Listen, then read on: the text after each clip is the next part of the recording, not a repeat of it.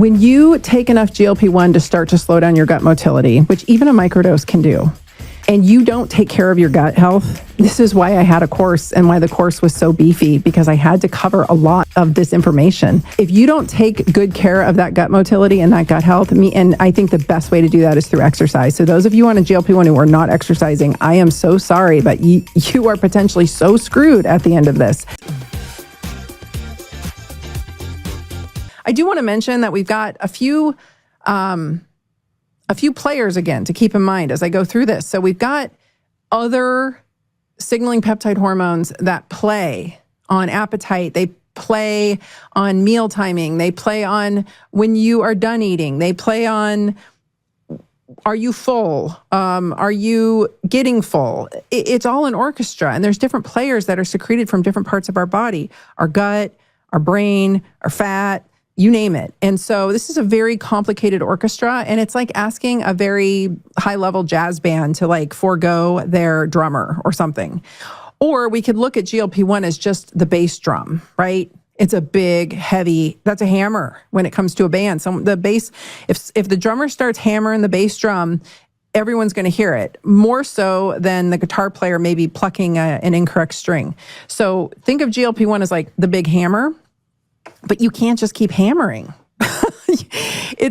And I have warned against this, and this is why I am not a huge fan of the high doses, is when you, especially if the person's not really doing all the things, because what happens then is we have somebody who comes in already very metabolically compromised, right? They're very metabolically busted. By the time they get to type 2 diabetes, they are extremely metabolically busted. And I'm talking severe mitochondrial dysfunction at that point.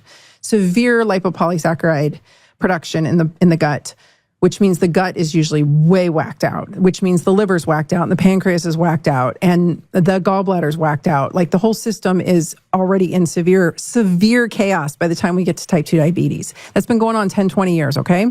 Now that person takes a dose of GLP-1, gets escalated very quickly, ramps it up very quickly, and they don't do anything to protect their muscle. They don't eat nutritionally dense food.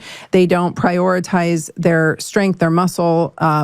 Maybe their sleep gets disrupted because GLP-1s can definitely induce insomnia. And maybe their heart rate variability gets a bit whacked out because that can happen too. And I think the higher the dose, the higher the risk on all these things. And they start to have gut motility issues. Here's the crazy part, and I'll do a whole podcast episode about this, or I'm thinking about doing a masterclass actually. This is the big one, guys. When you take enough GLP-1 to start to slow down your gut motility, which even a microdose can do, and you don't take care of your gut health, this is why I had a course and why the course was so beefy, because I had to cover a lot of this information. If you don't take good care of that gut motility and that gut health, and I think the best way to do that is through exercise. So those of you on a GLP-1 who are not exercising, I am so sorry, but you are potentially so screwed at the end of this. If that gut motility stalls, you have a very high risk for something called SIBO, which is small intestinal bacterial overgrowth. And we have data showing that like up to 45-50% of people on GLP-1s experience SIBO. Guess what SIBO is? SIBO is when you end up with pathologic organisms in your gut. Your gut's not moving. Your small intestine isn't moving. The bugs that belong in the large intestine that aren't supposed to be in the small intestine end up in the small intestine because gut motility is not going that way. It's kind of creeping back this way because everything's stalled out. This happens in people who are not on GLP-1s. I went into microdosing GLP-1s, and this is why we cycle them. I went into them with SIBO. So I have to be very careful when I'm on them. They can aggravate me. They can aggravate my SIBO. You have massive bouts of stress. Stress will completely stall out your gut and obliterate your microbiome like that.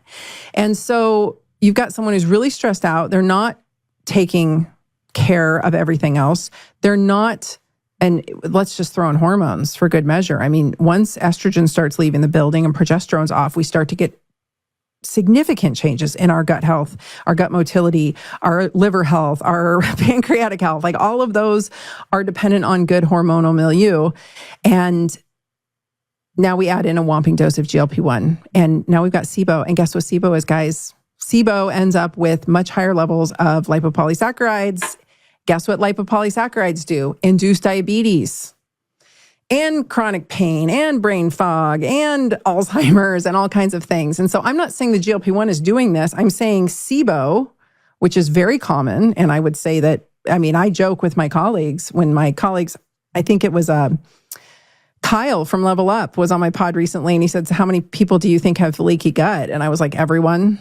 So, I have never tested a gut that wasn't, I've never seen a patient come in who didn't have some gastrointestinal issues, whether it's the top end or the bottom end. They're either running out the bottom end or they're more likely not pooping at all. Giving a GLP-1 to someone who's not pooping every day is just crazy to me. But anyway, I understand y'all got to do what you got to do. And keep in mind that most doctors have about 7 minutes in the room with you before they're losing money. So, and that was back in the 90s that started. So, we're in a mess. I'm not trying to upset anyone. I'm just being honest with you guys, which I know you don't all love. And I know some of you love me for it and some of you hate me for it, but this is just the come to Jesus talk. This is what we're doing here. So,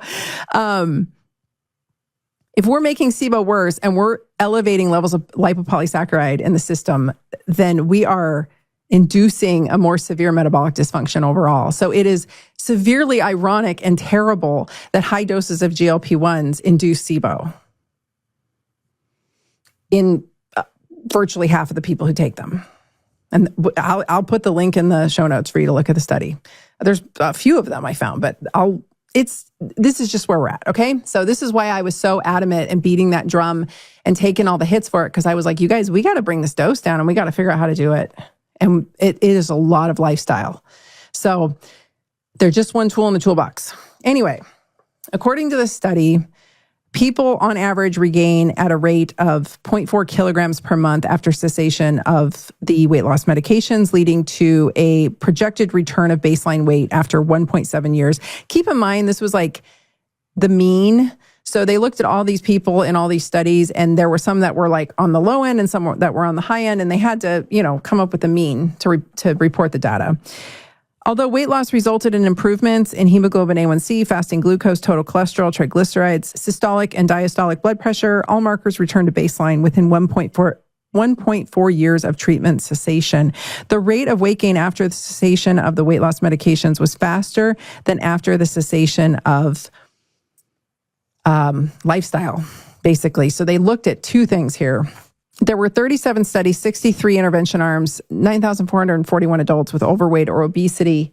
The drugs range from the older agents to the new dual incretins, all the way up to tirzepatide. Keep in mind, retatrutide is not FDA approved, guys. If you're getting retatrutide, it's not FDA approved yet.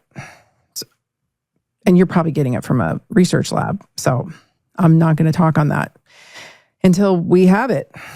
The average regain, like I said, was 0.4 kilograms per month, return to baseline 1.7 years. For the newer medications, the newer semaglutide and tirzepatide, there was a faster regain of 0.8 kilograms per month and a return to baseline in 1.5 years instead of 1.7. They are stronger and more potent. They induce a more severe weight loss. So, of course, when we go off them, there's going to be a rebound. After stopping medications, the following reverted towards baseline. Like I said, all of those blood markers and most markers returned to baseline within 12 months, hemoglobin, A1C, and diastolic blood pressure in 1.4 years. So that SELECT trial that I reference a lot, which was on the cardiovascular benefits, I would assume based on all of this, that medication needs to be continued to continue to have those benefits. Now, somebody said last night on this, I was on a microbiome gut health masterclass that I hosted, and I'm going to be hosting a lot more of these throughout the year. So if you're not on my email list, go to my website and get on my email list and anytime you opt in for anything, like there's an Assess Your Metabolic Health freebie on the front page of my website. If you head to the Contact Us page, you can join my email list. It's at drtina.com. It's pretty simple. Anytime you grab anything from me, you're on my email list, and you'll be getting invitations to these masterclasses throughout the year. But I've got so many cool friends in my world, and I just want to bring them on. I want to do more stuff with my friends this year. So this is how I'm going to do it. I want to, I have these amazing conversations with these people, and I'm like, I got to get these people in front of my audience because you guys need to see this too. And it's not just through the podcast. Like, I love the podcast, but master classes are different, right? You're on live. We're all there together. It's fun. It's like a little party. So anywho, we were talking and it just became very apparent in the chat that people like didn't get the microdosing thing. They kind of made up their own versions, which I've already covered. And that there's a lot of different opinions about gut health. And there's a lot of different opinions about health overall. And I could just see it in the chat, you know? And so that's why I wanted to come on here and talk about all of this, because I thought, I got to cover that study. I got to talk about this gut thing with the GLP-1s. I got to clear up the microdosing thing, because it's just all over the place. And I'm sure you guys are confused. And I get it. I can imagine how confusing everything is out there and navigating all of this. The peptides, the gray market, the influencer selling you stuff. I mean, you guys are injecting stuff that some fitness influencer with zero credentials told you to put in you. It's like mind-boggling to me. So we just need to be, careful. And I know doctors can also suck. Like, I get it. That's why I became a doctor, because every doctor I ran into, for the most part, I was a very sick little kid. I grew up in the medical system, and I'm like, these guys suck. Like, some of them have been amazing, and I have loved so many of the doctors I've run into. But man, for the majority, it's like the mediocre middle, and I won't go in a hospital unless I'm dying at this point, and I won't let anyone I love enter a hospital without me there as an advocate, because it's just crazy what's going on. And it's not even the doctor's fault. There's so many bright young minds in medicine, but the system's so busted and corrupt that nobody wants to do it anymore. And insurance is a complete scam, in my opinion. So, we got some things here. But anyway, they looked at lifestyle versus just the medication. And no, it wasn't perfect, because it was a meta-analysis. It wasn't like a perfectly controlled study where it wasn't a study ran the way I would love to run a study on GLP-1s, but Big Pharma hates me.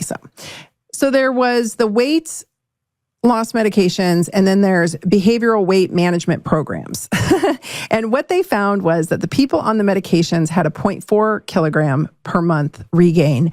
And the people doing the behavioral weight management programs had a 0.1 kilogram per month weight regain, which means the people doing the lifestyle did better than the people doing just the medications. So this drives home my point. You got to do all the things, right? And then the return to baseline was very interesting. It was 1.7 years for those on just the medications, and it was 3.9 years for those doing the behavioral weight management programs. It still goes to show, though, that even with the best of intentions, even with all the best behavioral weight management programs, people still regain. Because like I said, sustained weight loss it's a slim group that actually keep it off. And I know you see them on social media, so you think, oh, they've got it figured out. You'd be shocked how many people are on GLP-1s. You'd be shocked how many influencers have reached out to me in the past few years and said, I don't want to tell anyone that I'm microdosing. And then I find out they're not microdosing. They're actually just standard dosing, but somebody told them that it was a microdose. And they're now skin and bones. And they're so thin, and they're selling you programs for weight. It's ironic. But here we are. They're doing it for inflammation, right?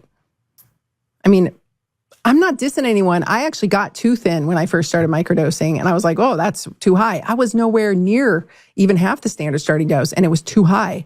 And it's a different, whatever your dose is, your dose is. I'm not saying what you should or shouldn't do. I'm not laying any shame, but you can, a little bit too much, as I've said, of a GLP-1 can be a lot too much. And that goes for anybody of any size or any amount of weight to lose. And I think that needs to be discussed, because I went from feeling great improvements in brain fog and in inflammation and in pain to suddenly my daughter was like, Mom, you're too thin. And I was like, whoa, you're right. And so I don't take enough to suppress my appetite. I don't propose anyone else does if they're trying to microdose.